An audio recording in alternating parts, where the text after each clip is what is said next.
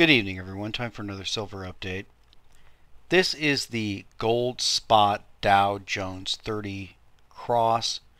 And I brought this chart up because if you followed me on the last few videos, you know that I'm in my little paper account, and again, that's a little tiny paper account that I'm playing with.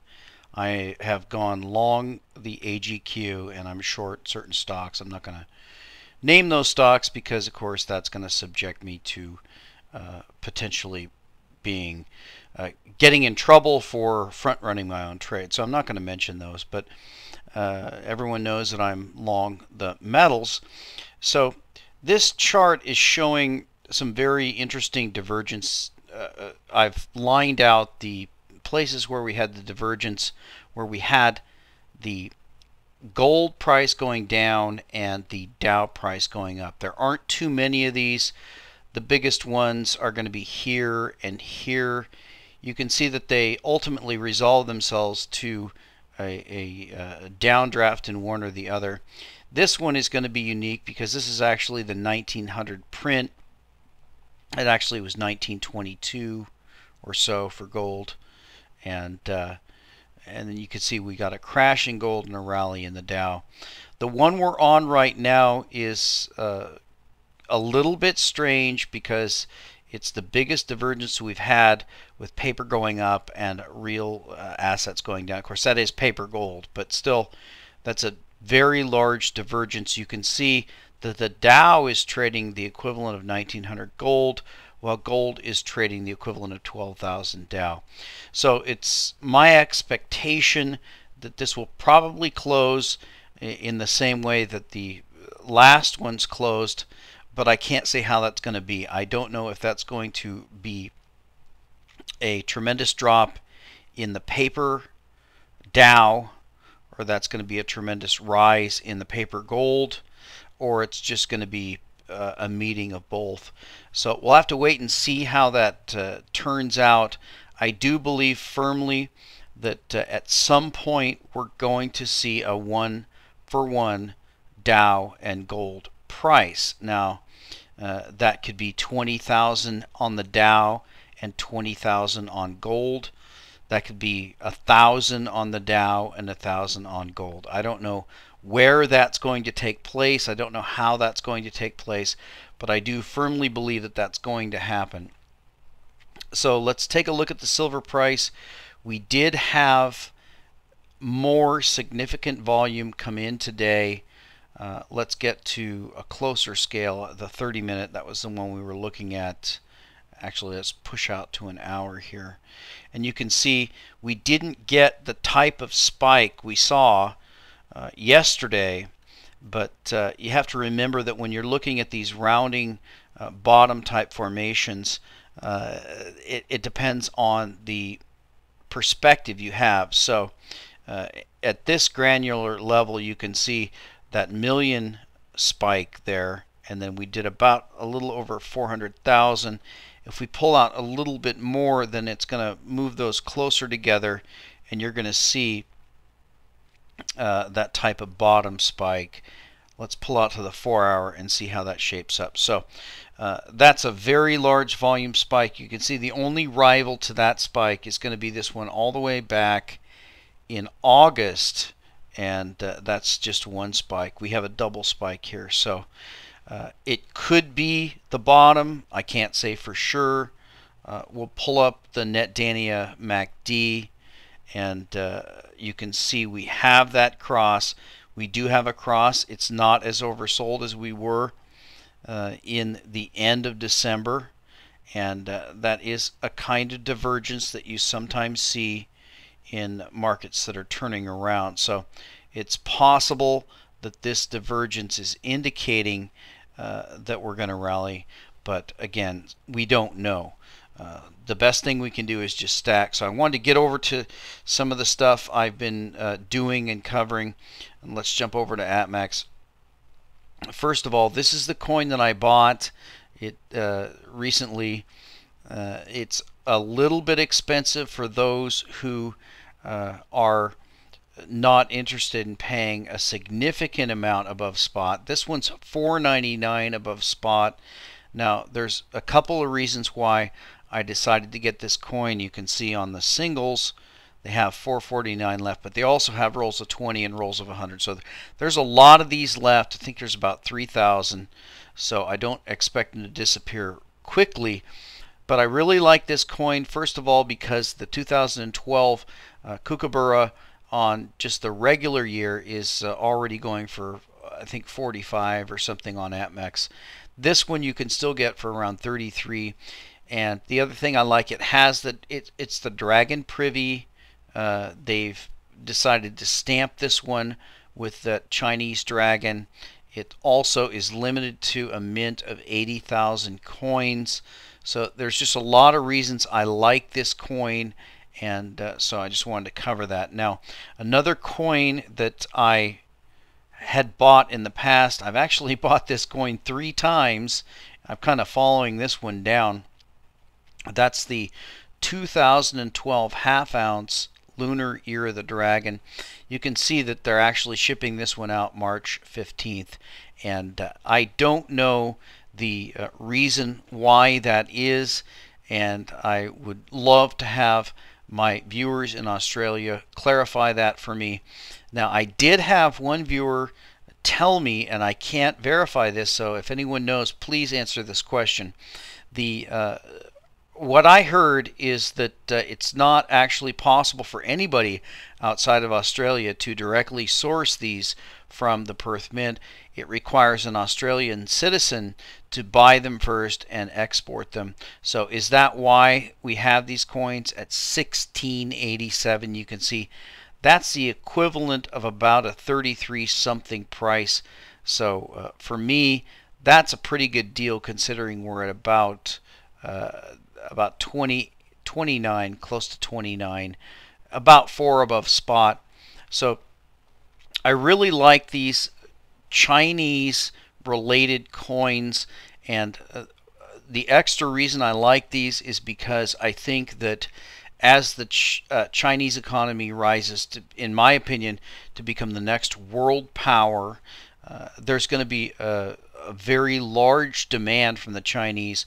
We're talking 1 billion plus people, and we're talking a very, very tiny amount of coins. So I love the Perth Mint. I love the fact that their coins are in plastic. Every coin is sealed in plastic.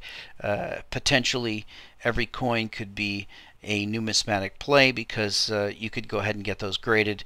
You might have an MS-70 coin. So there's a lot of reasons why I like the Perth Mint, and those are the 2 that I'm looking at. I don't have a lot of dry powder left on this, but then again, I don't really think we're going much lower, and I could be wrong. If you remember, when I saw the volume, we'll go in a little closer here. When I saw this volume here, and actually the line was pretty steep when I drew the volume, but you can see that the volume has actually gone exponential on this. So is it a bottom? I don't know, but we'll see. The line that we're watching very, very carefully here is going to be this 29.30 line, and if we draw this close in one, you can see we've just broken out, and that may be marking the bottom. But again, I can't say because I don't know the future. I'm just guessing at these things. Your guess is as good as mine. So let's go over to some questions of the night. I'm just going to go through them one by one. I haven't gone through these, so I'm just going to try to knock a few of these out. And this is from German Stacker, canceled debt. Dear Brother John, I'm following your channel for quite some time now. I've decided to invest a nice amount into physical gold and silver. Apparently too early looking at current prices. However, good timing has always been difficult. There is one idea related to the increasing debt levels worldwide I've been thinking about for quite some while. What would happen if central banks would simply cancel governmental debt they bought? Debt levels would come down substantially and the private sector wouldn't be hit. If this could be a realistic option for the central banks, the long-term equation, more money printing, higher PM prices, might not be correct. Any thoughts? Best regards from Germany. Thanks for all your efforts.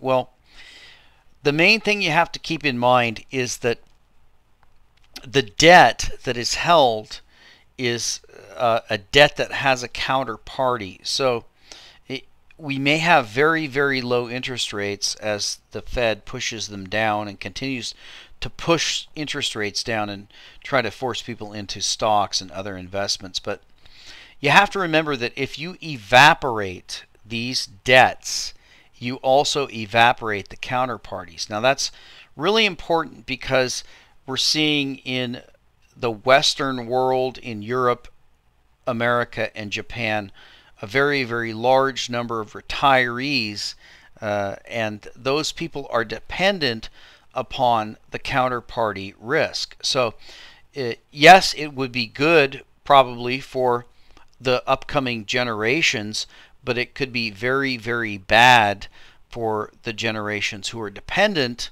upon being supported by these upcoming generations. So the Fed, the Treasury, the government, the Congress, the President, they're all between a rock and a hard place because I'm sure they all would like to free up the next generation to not be burdened with this debt, but then again, they've already made promises to the retiring generation, and those monies that supposedly were saved have actually already been spent. So they've painted themselves into a corner because they made promises they can't keep, and I think the big issue is going to be who is going to be defaulted on. Is it going to be the seniors who are not going to get the money they were promised, or are we going to enslave the younger generation to make sure those promises are paid? I don't know the answer to that question. Next question, where am I wrong, from Dave606. Tell me where my reasoning is flawed. I do not see silver sustaining a price above something in the 20s for quite some time unless we have a complete collapse of the dollar or a major shortage. Silver has been meeting all demand and only a few years ago sold above $18 an ounce. If silver is obtained mostly as a byproduct, then the mining cost is zero. Well, that's just plain silly to say that. The only cost is refining. I saw a video not long ago with the owner of a mine that was very happy with a price in the high 20s. If all silver demand was met at under $18 an ounce until 3 years ago, what will drive it above the 20s now, other than the collapse or shortage stated earlier? Thanks for the time devoted to educating us on the metals and markets. Well, this statement about the mining cost being zero, that's a very important statement because it's very difficult to calculate the mining cost of silver, and that's again because it's a byproduct. But again, as Jeff Nielsen has pointed out, the reason that it's a byproduct is because its price is suppressed to be so low that it's not the primary metal that's coming out of those mines. Now, that doesn't mean that it's being mined for free. That just means that it's a byproduct. And as to how those calculations are made, no one knows. But we do know, as I've shown in the last few videos, that the primary silver miners and even some of the secondary silver miners, they're not faring too well. And so you have to look at the overall finances of the companies that are doing the mining. It's not so simple as to say that they're just mining copper and the silver is free. And next question is from 49s. And this is a long one, so I'm not going to read the whole thing, but I'll just read the end here. Do you think we have to wait for the biblical outcome, or can you envision a plausible intermediate scenario to allow for an orderly upward price movement in silver? Can't say enough good things about your tireless work to create equity for those who need it most. So go ahead and read the whole question yourself, but biblical outcome, I guess what that term is referring to is an end of the world scenario. that's one of those that a lot of the critics of the silver stackers come up with. And again, I pointed this out many, many times. I believe the most bullish scenario for silver is actually growth. And silver stackers are not necessarily end of the world type people. I certainly don't want to see a collapse with rioting in the streets and people begging for bread and anything like that. I would love to see an ordered transition to a new monetary system and to see silver revalued to its true value as a monetary and industrial asset, and see a smooth and peaceful transition. So I don't see that scenario necessarily playing out. I think it's, in my opinion, that we're looking at a rise and fall of certain empires in the world, and silver is going to be a key in that. But certainly, I don't think anyone should be wishing or looking for the end of the world scenario. I'm certainly not looking for that. And we'll take one more question, and that is silver prices to crash due to correction in open interest. This is Illini 825. Hi, Brother John. I still believe in the long-term fundamentals of physical gold and silver. However, an interesting video from Monetary Metals makes the observation that a downward price of silver is coming due to an increasing abundance of silver in comparison to gold based on increasing basis points. Also, he notes how the open interest of silver is at a comparable high compared to 2011 when silver hit close to $50 and then collapsed down to 20s. What are your thoughts on this analysis? So I'm not going to click on that link. You can follow that yourself and look at that. But I covered this a little bit last night. Open interest just simply means the number of contracts that are out there. They don't count them twice. They just count one side. So open interest is a very difficult statistic to analyze in the futures markets.